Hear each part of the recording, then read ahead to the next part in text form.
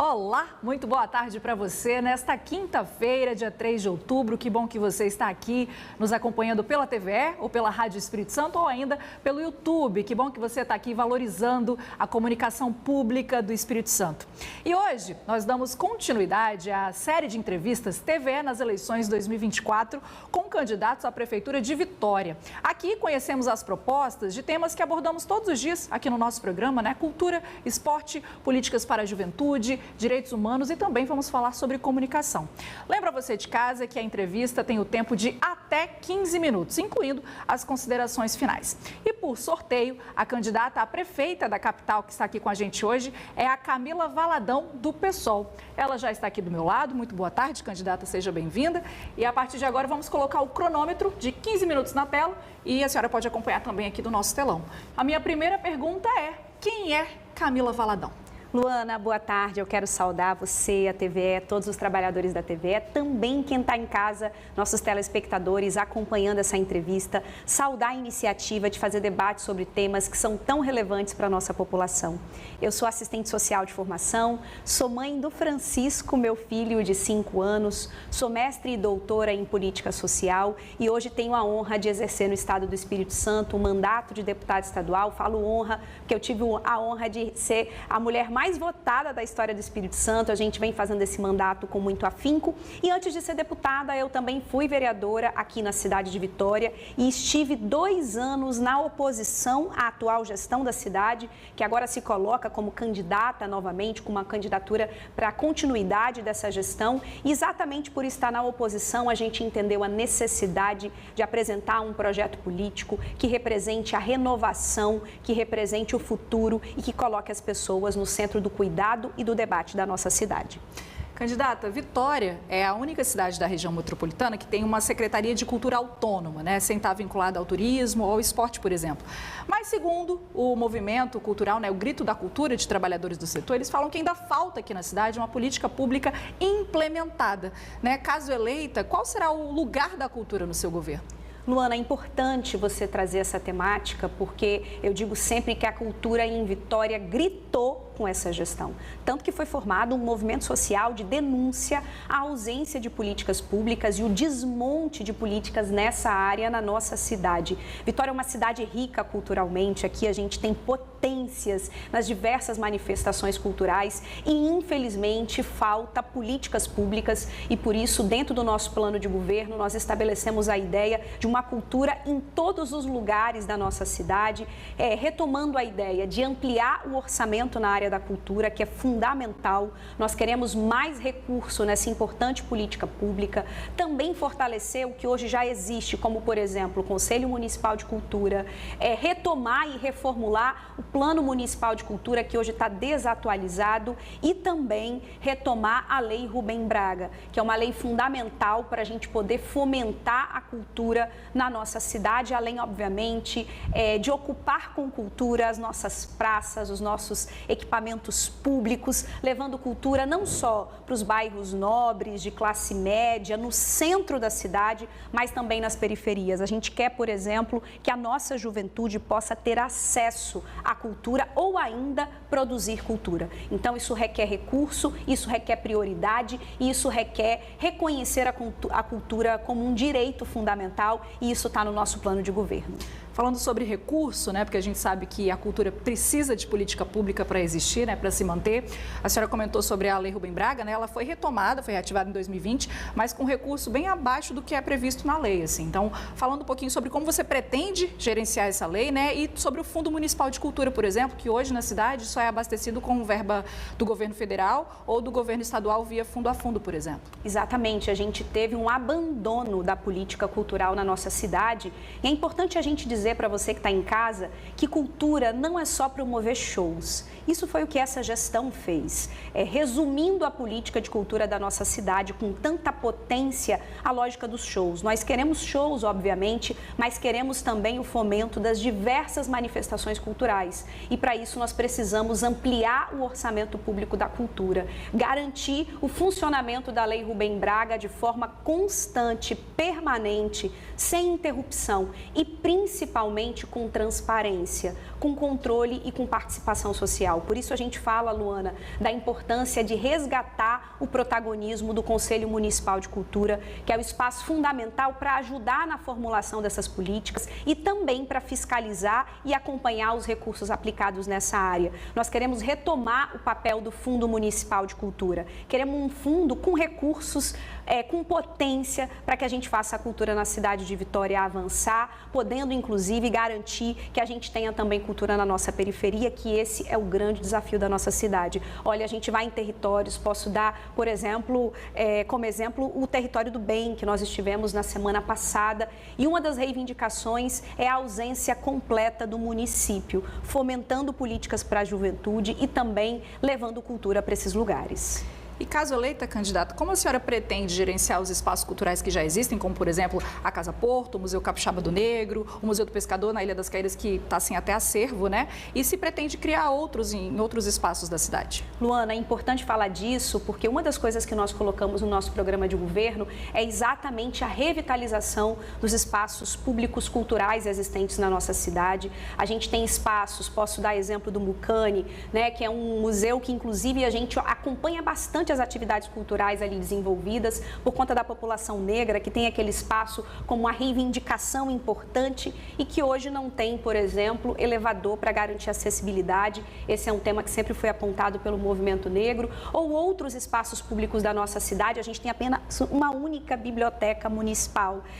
Então, faltam investimentos para que esses espaços sejam revitalizados e, mais do que revitalizados, eu diria que falta também garantir protagonismo na construção da programação desses espaços, divulgação nessas programações. O que a gente viu, por exemplo, a Prefeitura divulgando para a nossa biblioteca ou para os equipamentos que existem na nossa cidade? Então, falta um fomento. Então, dentro da nossa proposta, a gente fala de revitalizar esses espaços e garantir o acesso da população de uma maneira democrática, possibilitando que o Conselho de Cultura contribua também na gestão desses espaços. Falando agora, candidata, sobre palcos, né, para o artista. A gente sabe que são poucos aqui na nossa capital, né, gerenciados pela prefeitura, então, são menos ainda. E o artista, né, ele tem uma certa dificuldade até de acessar, por exemplo, os espaços independentes, que não tem uma linha de fomento, né, não tem nem como se manter ali. E até há uma dificuldade para a liberação do espaço público, que é a rua, né, para a produção de eventos. Então, como a senhora pretende, caso eleita, né, dialogar com os artistas e administrar essa situação? Essa gestão criou uma burocracia, inclusive inviabilizando manifestações que existem em determinadas comunidades a partir de uma lógica de loteamento da prefeitura. A gente recebeu várias reclamações, por exemplo, quando eu era vereadora, de comunidades que promoviam festas que são históricas em determinadas comunidades, que têm a ver com manifestações culturais daquela localidade e que foram inviabilizadas pela prefeitura sem critérios públicos e transparentes. O que nós pretendemos fazer é, primeiro, reconhecer a diversidade das manifestações culturais que existem na nossa cidade, valorizando, contribuindo, inclusive, com a estrutura e também democratizando as informações de como artistas e comunidades podem desenvolver atividades. Não dá, por exemplo, Luana, para uma atividade acontecer, por exemplo, em uma determinada comunidade, só a partir da liberação de um vereador, numa lógica de loteamento da cidade. Isso é um absurdo. Por isso que a gente fala da importância de democratizar a política de cultura da nossa cidade, criando mecanismos de transparência e fortalecendo a participação popular, além de fomentar essas manifestações que existem nas comunidades. Outro exemplo que eu acho que grita na cidade de Vitória é a perseguição, por exemplo, ao carnaval. O carnaval é a principal manifestação cultural do nosso país e a gente tem uma política de desigualdade no carnaval da nossa cidade, proibindo blocos em determinadas áreas, liberando em outras, dando estrutura em outras, ou seja, uma desigualdade enorme dentro de uma lógica que não é a lógica de democratização da cultura e das manifestações culturais. Então, afirmo aqui o nosso compromisso com a democratização da cultura, fomentando o carnaval e todas as manifestações culturais das nossas comunidades. Vitória é riquíssima, né? A gente roda pela cidade e a gente fica muito encantado com tanta produção cultural sendo feita, ainda que sem investimento do poder público. Vamos falar agora sobre esporte, né? A gente sabe que a nossa capital tem perdido o protagonismo de alguns eventos esportivos, né, que migraram para a Serra ou para Vila Velha, por exemplo, né? No seu plano de governo, quais são as iniciativas para o esporte? O esporte é um outro tema que é fundamental e é muito reivindicado em várias comunidades. A gente teve esse fim de semana na Piedade, no Alto da Piedade, no Morro da Piedade, e uma das reivindicações é uma quadra. E essa quadra nunca foi construída. A gente vê crianças jogando bola em um terreno quase que baldio, que foi concretado em uma praça, o que seria uma praça e uma quadra que não foi finalizada.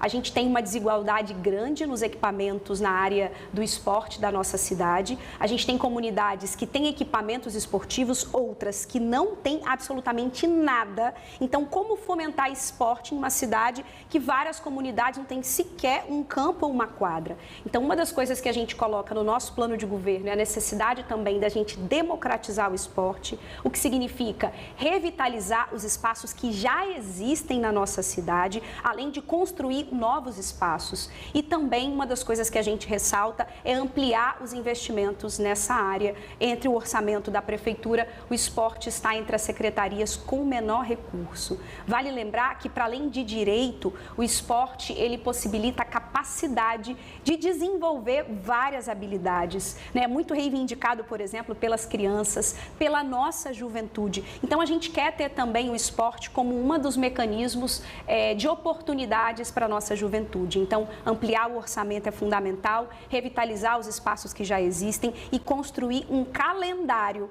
anual de várias modalidades esportivas, calendário que deve ser fomentado, celebrado na cidade como algo positivo e importante. A senhora comentou do esporte como uma iniciativa também para a juventude. Queria que você falasse mais sobre o olhar do seu governo para as juventudes da capital.